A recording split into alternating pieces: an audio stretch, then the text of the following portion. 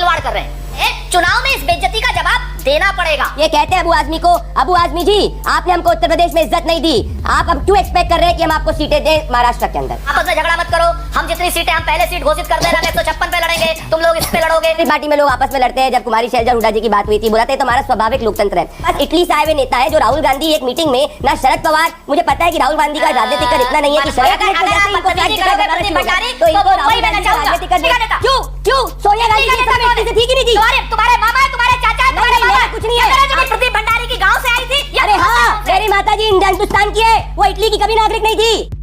सभी भाइयों को राम राम। दोस्तों स्वागत है आपका एक और लेटेस्ट डिबेट वीडियो में। दोस्तों आज के ये डिबेट वीडियो हमें क्या होने वाला है, आप लोगों से अनुरोध है कि वीडियो को अंत तक देखिएगा, क्योंकि आज के इस डिबेट में प्रदीप भंडारी जी ने कांग्रेस के प्रवक्ता सुरेंद्र सिंह राजपूत की अच्छी तरह से क्लास लगाई है। चलिए दोस्तों मेन वीडियो तो चलिए शुरू करते हैं। ये राहुल गांधी कौन सी सीटों को लेकर किस बात पर नाराज है अपने ही नेताओं से, नाना पटोले से और कुछ नेताओं से, कि भाई ये सीटें आपने क्यों दे दी, ये तो हमारी सीटें थी। पहले तो अभी 3 दिन पहले आप ही लोग कह रहे थे मीडिया के साथ ही, कहन साहब वो महाराष्ट्र में क्या नाम महायुति ने तो अपने टिकट घोषित कर दिया, आप लोग कर ही नहीं पा रहे। हाँ। अरे जो लोग आदित्य ठाकरे के सामने अपना कैंडिडेट नहीं दे पा रहे हैं, उधार के सिंदूर से सुहागन बनने की बात कर रहे हैं कि अमित ठाकरे को सपोर्ट दें कि न दें, भाई उधार के सिंदूर से सुहागन बना जाता है हिम्मत किसी में लड़ने की नहीं हो रही है, ना भाजपा में हो रही है, ना सिंधे गुट में हो रही है, ना किसी में हो रही है।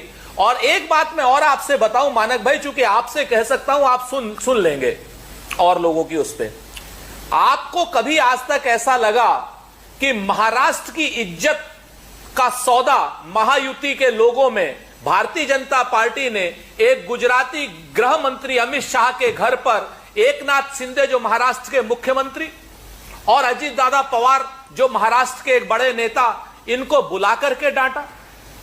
महायुति की बैठक सीट शेयरिंग को लेकर के दिल्ली में हो रही है।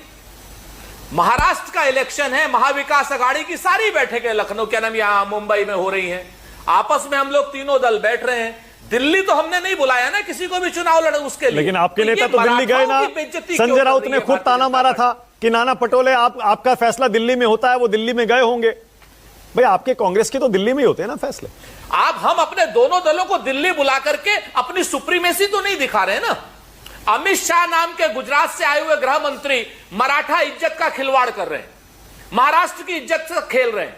उनको दिल्ली बुला करके डांट रहे हैं अजीत दादा पवार को, दिल्ली बुला करके डांट रहे हैं एकनाथ शिंदे को जो महाराष्ट्र के मुख्यमंत्री हैं। ये गुजरात के लोग महाराष्ट्र की बेइज्जती जो कर रहे हैं, चुनाव में इस बेइज्जती का जवाब देना पड़ेगा। तो गेम बजाना पड़े। अबू आजमी के 25 सीटों के अल्टीमेटम से 5 और 25, वो कहते हैं 5 दे दो वरना 25 पर लड़ेंगे, आप कैसे निपटेंगे? मैं वही कह रहा हूं ना, ये छोटे दल जो हैं इनको आप अभी तक हैंडल करना सीख नहीं पा रहे।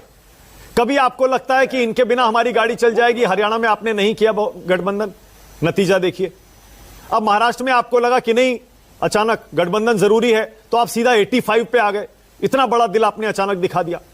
तो ये इधर कुआं इधर खाई है ना आपके लिए। जिस तरीके से बेरोजगार विरोधी सरकार के लिए इन सबको हटाने के लिए कृत संकल्प है, समझौता होने से पहले तक सबको अपनी अपनी मांगे करने का, सबको अपने अपनी बात कहने का हमारे यहां पूरा हक है। अच्छा, ये हक भारतीय जनता पार्टी में और एनडीए में और महायुति में नहीं है, क्योंकि वहां पर तो खाता ना बही जो अमित शाह चचा कहें वो सही।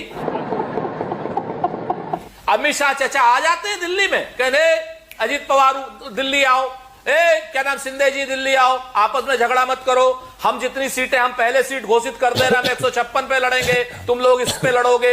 ये जो जिस तरीके का डिक्टेटोरियल एटीट्यूड है, ये आपको महाविकास अघाड़ी में दिखाई दे रहा है क्या? अच्छा ठीक है। ये जो डिक्टेटोरियल एटीट्यूड उसके बाद आगे जो गुजरात के लोग महाराष्ट्र के लोगों को, गुजरात के लोग महाराष्ट्र के लोगों का रोजगार भी छीनेंगे, कंपनियां भी छीनेंगे और अब इज्जत भी उतारेंगे। ये इज्जत ओके अब रुकिए 4-5 बार इसमें गुजराती गृह मंत्री के दरबार में आप महाराष्ट्र के नेताओं को बुलाकर उनका अपमान कर रहे हैं। वो जवाब दीजिए प्रदीप भंडारी, क्यों हो रहा है भैया? महाराष्ट्र में क्यों नहीं करते जाके ये सीट शेयरिंग? राजपूत जी ने याद है आपके साथ में डिबेट करी थी और उन्होंने कहा था मैं हरियाणा भी घूम के आ रहा हूं और हाँ हमारी पार्टी में फैक्शनिज्म है, हाँ हमारी पार्टी में लोग आपस में लड़ते हैं। जब कुमारी शैलजा हुड्डा जी की बात हुई थी, बोला था ये तो हमारा स्वाभाविक लोकतंत्र है। हरियाणा के नतीजे क्या हुआ? आपको याद है? तो मैं वेलकम करता हूं इस तरह की उठापटक को, जिसको सुरेंद्र राजपूत जी लोकतंत्र बुलाते हैं। हम तो स्वागत करते हैं कि ऐसे स्वस्थ लोकतंत्र में और लड़िए और आपस में WWF करिए, एक दूसरे से उठापटक करिए। सुरेंद्र राजपूत जी बहुत बहुत बधाई हो आपको इसके लिए। ये कांग्रेस पार्टी के इंचार्ज जिन्होंने 8 मिनट पहले एक चीज कही है, मैं सुनाना चाहता हूं। रमेश चिंतले जी ये कहते हैं अबू आजमी को, अबू आजमी जी आपने हमको उत्तर प्रदेश में इज्जत नहीं दी, आप अब क्यों एक्सपेक्ट कर रहे हैं कि हम आपको सीटें दें महाराष्ट्र के अंदर? सुरेंद्र राजपूत जी अपडेटेड नहीं है, उनके व्हाट्सएप पे अभी तक आया नहीं होगा, उनको नहीं पता कि उनके खुद के इंचार्ज क्या बोल रहे हैं। 8 मिनट पहले उनका ये स्टेटमेंट है। ये दिल्ली आता है देश के अंदर। अब इनको दिक्कत इस बात की है कि भाई हमारे पास ऐसे नेता है जिनको तीनों अलायंस के पार्टनर इज्जत करते हैं। इनके पास इटली से आए हुए नेता है जो राहुल गांधी एक मीटिंग में ना शरद पवार, मुझे पता है कि राहुल गांधी का राजनीतिक कद इतना नहीं है कि शरद पवार जी, उद्धव ठाकरे जी, अगर ये बकवास की बात देखिए 1 मिनट के अंदर याद है, 1 मिनट में बोलना शुरू होगा, इन्होंने सब झूठी बातें बोली। अब 1 मिनट अगर आप बदतमीजी करोगे प्रदीप भंडारी तो मुंबई में नचाऊंगा, राजनीतिक वो नहीं है, मुंबई में नचाऊंगा, बदतमीजी नहीं, इटली से वो मीटिंग छोड़ के जाते हैं मानक जी। तो मुझे पता है इनका फ्रस्ट्रेशन कहां है। अब इनकी स्थिति देखिए, मैं नहीं बोलूंगा, मैं सिर्फ संजय राउत जी को बताऊंगा संजय राउत जी क्या सोचते हैं कांग्रेस पार्टी के बारे में। आज ही संजय राउत ने प्रेस कॉन्फ्रेंस करी और कांग्रेस पार्टी को बोला भूल गए हरियाणा के अंदर क्या हुआ था जब सब सीटों पर चुनाव लड़े थे। ये संजय राउत धमकी और चिढ़ा रहे हैं कांग्रेस पार्टी को। आज ही के दिन संजय राउत ने क्या बोला कांग्रेस पार्टी को कि भाई 3 पार्टियां हमारे अलायंस में, पर कांग्रेस पार्टी जब अकेले लड़ती तो हमारा नुकसान होता है, तो इसलिए समझ जाओ किस तरीके से चुनाव लड़ना है। राहुल गांधी कहते हैं कि नाना पटोले का अपमान हुआ है सीट शेयरिंग अग्रीमेंट के अंदर, और ऐसा सब मीडिया रिपोर्ट कर रहे हैं, आप कर रहे हैं, सब कर रहे हैं। या तो सबकी सब मीडिया गलत हो सकती, तो कांग्रेस पार्टी को कहिए हर मीडिया चैनल के ऊपर एक केस कर दे, वो केस करने के एक्सपर्ट है। परंतु आज इनके हिसाब से सीट शेयरिंग में कांग्रेस पार्टी की बेइज्जती हुई है, ऐसा नाना पटोले भी कह रहे हैं और ऐसा राहुल गांधी भी कह रहे हैं। नाना पटोले तो कहते हैं, मैं नाना पटोले का स्टेटमेंट पढ़ रहा हूं वर्बैटिम, हमारी पार्टी को ज्यादा सीटें मिलनी चाहिए थी विदर्भ में, मराठवाड़ा में, नॉर्थ महाराष्ट्र में। हमेशा से सीट शेयरिंग में कांग्रेस पार्टी के साथ अन्याय होता है। यही नहीं, अभी और सुनिए। तो ये इनकी स्थिति है जो आज की स्थिति है। अब मैं आपको बताना चाहता हूं ओवरऑल क्या। देखिए हम बहुत खुश है मानव जी, क्योंकि हम जो है जनता के लिए लड़ रहे हैं, हमारे जो ऑपोजिशन के लोग हैं वो आपस में लड़ रहे हैं, और आज हर पार्टी कांग्रेस पार्टी की हैसियत वर्ली में उधार का सिंदूर लेके आप उतरना चाह रहे हैं। आदित्य ठाकरे के सामने उम्मीदवार देने की आपकी हिम्मत नहीं हो रही। आपने नहीं देखा कल तक मिलिंद देवरा, हम लोग मिलिंद देवरा ने कहा है कि वर्ली से चुनाव लड़ेंगे, एकनाथ शिंदे जी डिक्लेयर करेंगे, अगर आएंगे आगे तो बहुत अच्छी बात है। तो हम तो कद्दावर नेता उतार रहे हैं, इनके जैसे नहीं कि प्रियंका वाड्रा 4 दिन तक 3 हफ्ते तक मीडिया के अंदर स्टोरी प्लान करती थी कि बनारस में प्रधानमंत्री मोदी के खिलाफ लड़ेंगी, प्रधानमंत्री मोदी के खिलाफ लड़ेंगी, और फिर चुनाव जार के भाग गई।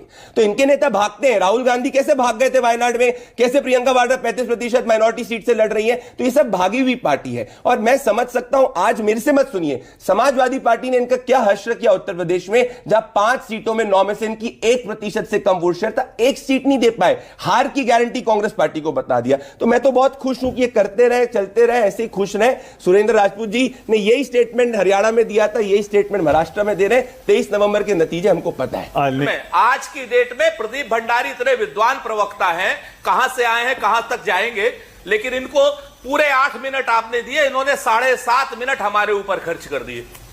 इसी से पता चलता है बौखलाए हुए हैं। हम चुनाव हरियाणा में हारे, हां हारे, लेकिन लोकतंत्र हमारा जिंदा था, जिंदा है और जिंदा रहेगा। अगर ये भाषाई मर्यादा नहीं रखेंगे तो एक चीज जान लीजिए कि फिर भाषाई मर्यादा तोड़नी हमें भी आती, और फिर आपके चैनल पर फिर क्या होता है वो भी आपको मालूम है, कहां से दबाव आता है और वो सारा का सारा सेक्शन काट दिया जाता है। तो इस तरीके की भाषाई मर्यादा न तोड़ी जाए। इटली से कौन आया? इटली इनकी ननिहाल है, ससुराल है प्रदीप भंडारी की बाबा है। अरे भैया क्यों उस पे जा रहे हैं आप, जब आप गुजरात के लोगों का अपमान करते हैं, क्या जब आप जाके गद्दारों की पार्टी करने का प्रयास करते हैं, आप जाके लोगों को, गुजरात के लोगों के खिलाफ भड़काने का प्रयास कर रहे हैं, कैसी बात कर रहे हैं आप? क्या कैसी बातें कर रहे हैं आप? मैंने बात नहीं कोट करी है, इतनी क्यों घबरा गए आप? भाषा की मर्यादा नहीं रखोगे, क्या अमर्यादित, क्या अमर्यादित है सुरेंद्र राजपूत जी, क्या अमर्यादित है बताइए? याद रखना, मुंबई में नचा दूंगा। इंचार्ज के जैसे गाली गलौज करिए, क्या का नेता कौन? अरे क्यों सोनिया जी क्या एक समय में इटली में नहीं थी? बात करिए मैंने, अरे बताओ इटली का नेता कौन है? बात कर सकते हैं तो क्या कर सकते? बात करिए, कौन है इटली का नेता? क्यों सोनिया गांधी जी इस समय इटली से थी कि नहीं थी? तुम्हारे मामा है, तुम्हारे चाचा है, तुम्हारे बाबा है, कुछ नहीं है। आदरणीय राहुल गांधी जी की, आदरणीय राहुल गांधी जी की माताश्री एक समय इटली का नेता। क्या बात कर रहे हैं आप? पढ़ के नहीं आए आप? क्यों घबरा गए? नहीं नहीं, इटली का नेता कौन है? अरे क्यों? ये बताओ, से नहीं आई है वो? इटली का नेता कौन है? देखिए बौखलाइए मत, इटली से आई है, जी बौखलाइए मत। तुम्हारी अम्मा तुम्हारे गांव से आई थी? चलेगा ना ना ना ना ना, तुम्हारी अम्मा तुम्हारे गांव से आई थी? नहीं चलेगी सुरेन जी। सुरेन जी जाके अपने अलायंस पार्टनर को दिखाइए। इतनी आपकी माताजी आपके गांव से आई थी समाजवादी या पार्टी को पड़ोस के दिखा गांव दिए होते से ना आई थी? उत्तर प्रदेश बताइए में भाई। एक सीट मिल जाती। इतना गुरबा अगर समाजवादी पार्टी को दिखा दिए होते ना एक सीट मिल जाती। Okay, all right. Pradeep Bhandari की माताजी प्रदीप भंडारी की गांव से आई थी या अरे पड़ोस के हाँ, गांव से? मेरी माताजी हिंदुस्तान की है, वो इटली की कभी नागरिक नहीं थी। सोनिया गांधी जी एक समय में इटली की नागरिक है, ये तथ्यात्मक बात है। सेम गांव से आई थी। बुआ अरे से कैसी बातें कर रहे हैं चाचा से आप? शादी की? कैसी बातें कर रहे हैं? इसमें क्या ऑफेंस हो गया? इसमें क्या ऑफेंस हो गया? अंत तक वीडियो देखने के लिए धन्यवाद। आज का ये डिबेट वीडियो आप लोग को कैसा लगा, आप लोग कमेंट सेक्शन में अपनी राय जरूर दे सकते हैं। अगर आप लोगों ने अभी तक चैनल को सब्सक्राइब नहीं किया तो चैनल को सब्सक्राइब और वीडियो को लाइक जरूर से कीजिएगा। चलिए दोस्तों, मिलते हैं कोई और लेटेस्ट डिबेट वीडियो में, तब तक के लिए जय हिंद, जय भारत, वंदे मातरम।